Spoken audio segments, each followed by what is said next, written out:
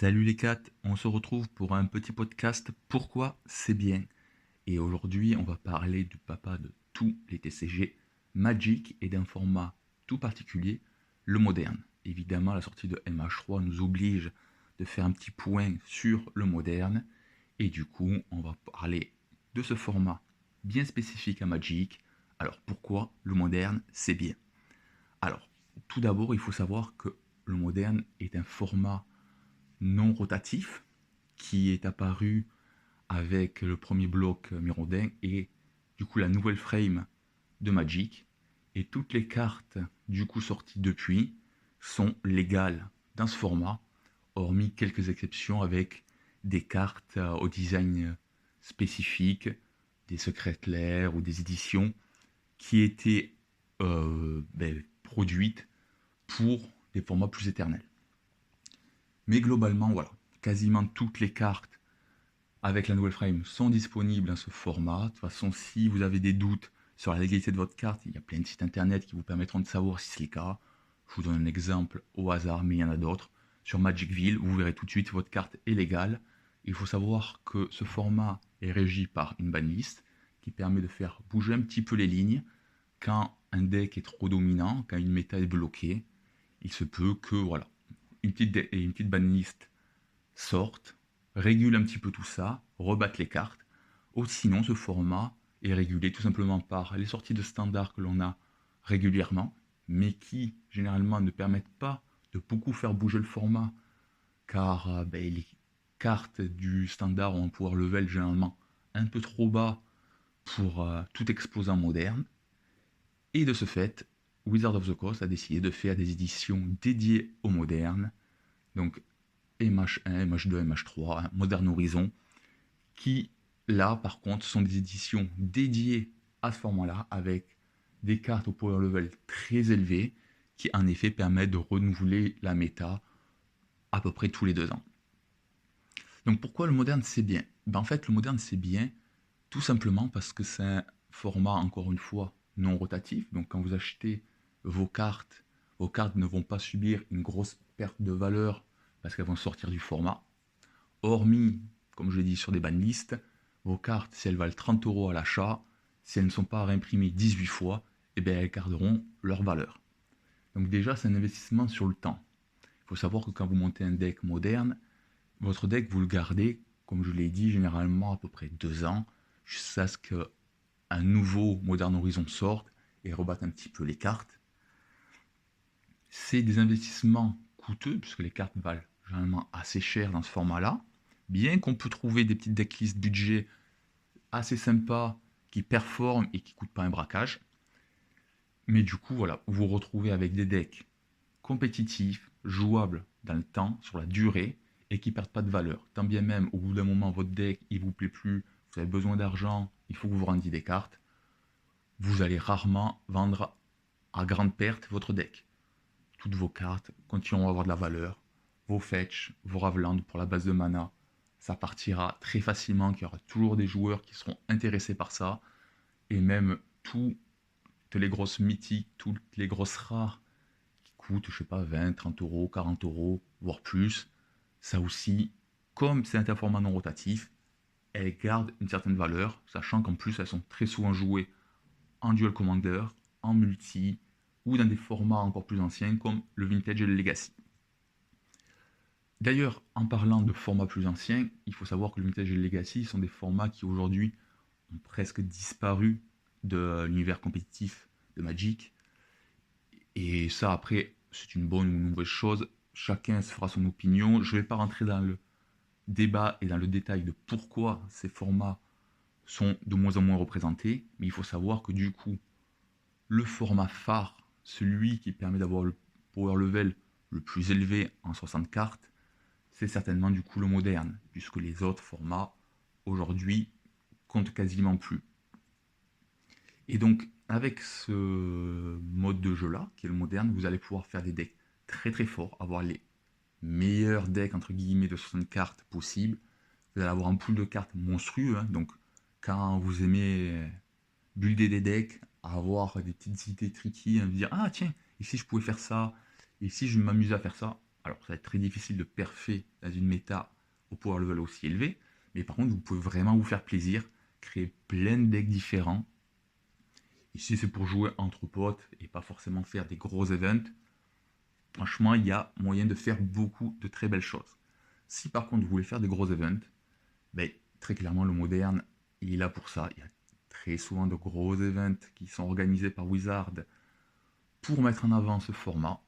C'est le format 60 cartes, encore une fois, le plus compétitif que l'on puisse avoir. Il supplante évidemment les formats comme le standard et le pionnier, qui est son petit frère et qui est pas mal du tout non plus. Mais très clairement, voilà. Les gros joueurs, les joueurs un peu plus anciens qui ont un pool de cartes assez complet, qui jouent depuis une dizaine d'années, ils ont tendance à se mettre plutôt au moderne, car déjà les cartes ils les ont déjà, ils n'ont pas besoin de les racheter, les cartes elles perdent pas de valeur, elles sont utilisables dans plusieurs decks, encore une fois la base de mana, vous pouvez l'utiliser pour un deck, demain changer et récupérer la moitié de votre base de mana si vous jouez à peu près les mêmes couleurs, ça pose aucun souci.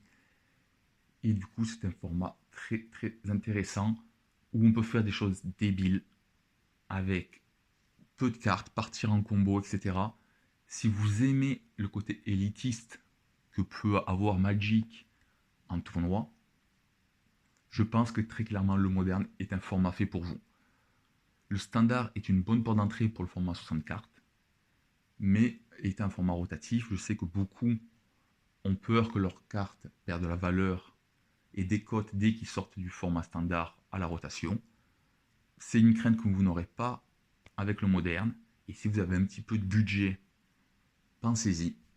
Ça peut vraiment être une super option. A l'inverse, si vous avez un budget plus réduit et que vous voulez malgré tout jouer à un format un peu plus avancé que le standard, le pionnier, qui est un entre-deux, peut être une bonne solution pour vous. Mais encore une fois, on ne va pas trop s'attarder sur le standard et sur le pionnier. On parle de ce format moderne qui, pour moi, est un peu le format ultime de Magic. Et il faut savoir que là, pendant des années, on a eu 3-4 decks qui étaient un petit peu au-dessus du lot, mais qui n'écrasaient pas l'entièreté en fait du format. Et très souvent, en moderne, vous arrivez à trouver des petits decks qui sortent de l'ordinaire, qui arrivent à perfer, à accrocher des tops. Alors c'est souvent des decks tier 2, hein, qui sont juste très bien pilotés, ou qui sont juste tombés sur des match positifs pendant leur tournoi. Mais ça montre aussi toute l'étendue du format, toutes les possibilités de deck building que l'on peut avoir. On peut avoir des stratégies équipement, on peut avoir des stratégies reanimator, on peut avoir des stratégies combo. On peut vraiment faire tout ce que l'on veut, toutes les couleurs sont jouables, tous les mix de couleurs sont jouables. Vraiment, encore une fois, si vous avez un petit peu de budget, si vous êtes un joueur de Magic depuis plusieurs années, que vous voulez franchir un cap, que vous ne voulez pas forcément rester sur du format à 100 cartes comme le commandeur, renseignez-vous sur le moderne. Vraiment, c'est un format où vous perdrez pas d'argent. C'est des cartes qui garderont toujours une certaine valeur. Ils sont toujours recherchés par les joueurs et ou les collectionneurs. Et en plus, vous allez pouvoir vraiment toucher du bout du doigt ce que Magic peut vous proposer de mieux. Jouer à Magic avec des fetchlands, ne serait-ce que ça change la vie. Quand vous n'avez pas l'habitude de jouer avec ces cartes-là, vous ne vous rendez pas compte, vous pouvez trouver que votre base de mana est un peu difficile à équilibrer. Vous pouvez trouver certains obstacles à votre créativité. Là, votre créativité est presque sans limite. Le pool de cartes est tellement important. Il est tellement facile de faire des bases de mana stables dans ce format-là que normalement tout est permis. Et encore une fois, hein, que vous voulez faire un deck tribal, que vous voulez faire un deck combo, un deck burn très agressif ou un deck un peu plus contrôle, que vous vouliez jouer mid-range, que vous vouliez jouer des équipements, des Arthos, que vous vouliez faire n'importe quoi, tout est possible dans ce format et tout est susceptible d'être compétitif. Évidemment, ça vous demandera quand même d'acheter certaines staples. Il y aura quand même un petit budget minimum à investir, bien qu'encore une fois, je le répète, Certains decks ne coûtent pas très cher. Mais vraiment, le moderne, pourquoi c'est bien? Parce que c'est un format où vous ne perdez pas d'argent, où vous pouvez jouer plus ou moins tout ce que vous voulez, où vous pouvez être créatif. Et c'est vraiment le format où vous allez toucher du doigt ce qui se fait de mieux dans Magic. Que ce soit en termes de gameplay, en termes de compétitivité. Si vous aimez ça, si vous aimez ce côté un petit peu élitiste que peut avoir Magic par moment, il faut jouer ce format-là. À l'inverse, en effet, si ce que vous aimez, c'est les parties casual avec des decks rigolos, des synergies un petit peu bizarres, jouer des cartes peu connues, en effet, oui, en effet, le Commodore Multi, vous mettez à 5 autour d'une table, vous jouez des cartes un petit peu bizarres, pas très très fortes, mais qui rentrent bien dans votre plan de jeu, ça se fait très bien. Mais si vraiment vous voulez sortir de ça, je ne peux vous conseiller qu'un seul format, c'est le moderne. Magic, c'est un jeu où, quel que soit notre profil de joueur, on peut trouver un format qui est adapté à nous.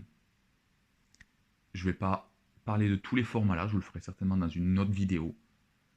Et ce format moderne, en fait, c'est le format qui correspond le mieux, je pense, aux joueurs compétitifs, à ceux qui veulent grind des tournois, à ceux qui veulent toucher du bout du doigt l'élitisme de Magic.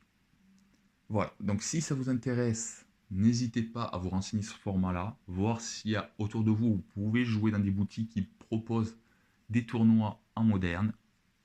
On est dans le plein boom du moderne là, avec l'arrivée de MH3 qui est une super édition.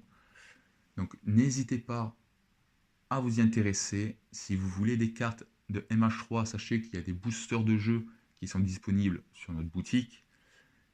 Si vous voulez poser des questions sur ce format ou sur les différents formats de Magic, n'hésitez pas à le faire en commentaire, nous y répondrons. Je vous souhaite une très très bonne journée. N'hésitez pas à checker nos réseaux sociaux pour avoir toujours plus de contenu. À bientôt les 4.